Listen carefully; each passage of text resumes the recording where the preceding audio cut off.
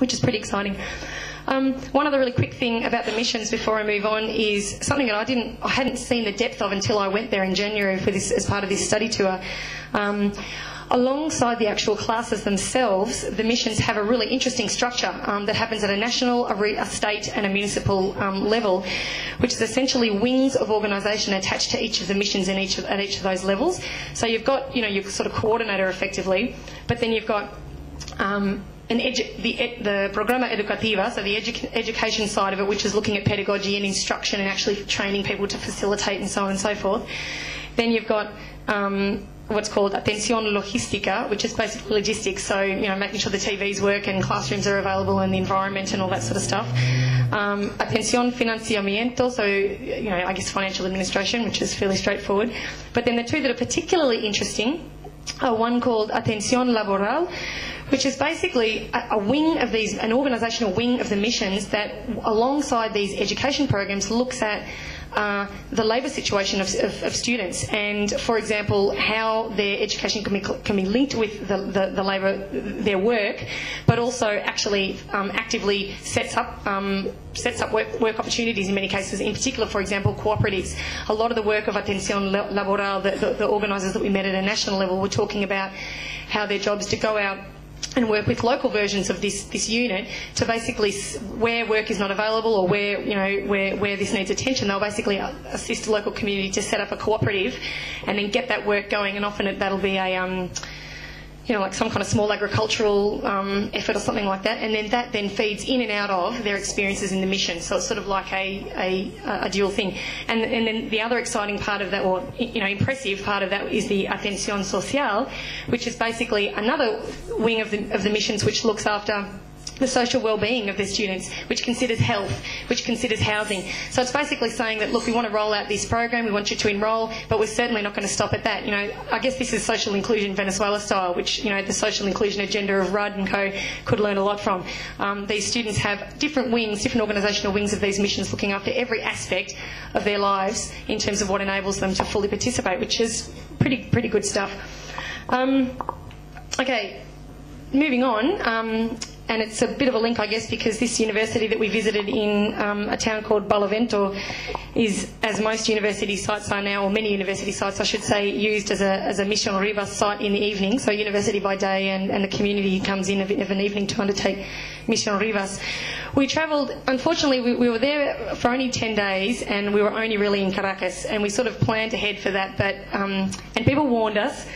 But we certainly, next time we'll get out of Caracas. Caracas is great, I loved it, I actually thought it was wonderful, but next time we'll most certainly. And anyone who's been to Venezuela, I can see them going like this, as if to say, yeah, why did you only stay in Caracas? We learned our lesson, we'll go out next time. But the one time we did travel outside of Caracas was to a place called Barlovento, which was absolutely brilliant and fascinating. Barlovento is basically the site in Venezuela where the very first slaves from Africa were brought over, and from that point in time has been characterised, I think 94% of the population is an Afro-Venezuelan background. Beautiful place, amazing place, alive with music and culture and this amazing history, but also, as you can imagine, extremely disadvantaged and excluded and marginalised from Venezuelan life for a very long time. With racism at the heart of that. Why we went was we were invited to the inauguration of the local Polytechnic Institute being turned into or converted or really relaunched as a university. Now this is significant on a couple of levels, and it was part of something that's happening across the country. A number of Polytechnic Institutes are being converted into universities across the country, and it's a pattern that they tend to be institutions that are in areas that previously wouldn't have been deemed worthy of having a university, if that makes sense, for no other reason than, for example, in the case of Barlovento, pure racism. But it's also, on a deeper level though, it's also reflected a part of what's going on in Venezuela in the higher education sector, which is about elitising. Is that not really a word, is it? De-elitis? Yeah. Making higher education not elite. Which is obviously at the heart of the whole program. It's basically saying that this is not something that's available to a very small section of the population. And moreover, so what that broadening out and that increasing accessibility of higher education means is, how is this Bolivarian education project being rolled out in these universities and built into these universities? And it was interesting because this local Bolivarian University is, implementing whole new courses in engineering, for example, agricultural, ecology, all these sort of things, absolutely fundamentally based on the needs of the Bolivarian region. So basically the community, and in particular the consejos comunales, which I'm sure Fred will talk about more, are basically connected to and a part of the planning and the organisation of this university. So there was this beautiful dialogue between the developing grassroots democracy and organising of the community and this rebadging, this relaunching of this university proper. And so all of the reforms, all of the building developments, all of the new course developments were all about, okay, how are we going to take Bolivento forward? And, again, Melbourne Uni up the road talks about, community-focused learning and community-driven education. When we all know that, by and large, certainly Melbourne Uni, but even other universities that are better on this score in this country, essentially still operate with their own imperatives. There's very little dialogue between community and higher education institutions. So it was pretty interesting stuff. I should just say one thing that blew us away. I should also say at this point too that obviously I'm talking about part of a process that's going on in Venezuela in higher education.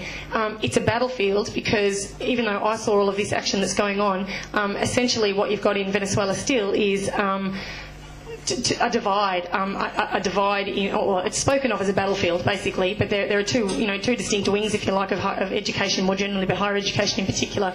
And in fact, the bulk of the traditional universities and therefore, higher education academics in Venezuela have completely excluded themselves from the whole revolutionary process, and remain a firm block of the opposition, and so it's quite fascinating because you've got that, and then you've got this whole new Bolivarian education process. Now, Barlovento was an existing institution that's been Bolivarianised. I'm going to talk a little bit later about the Bolivarian University of Venezuela, which is a whole new university. So there are different faces to this, but it's a whole new structure for education existing alongside the other battle that's going on inside these, extremely conservative, wound up. It blew my mind that you could have, academics writing entire.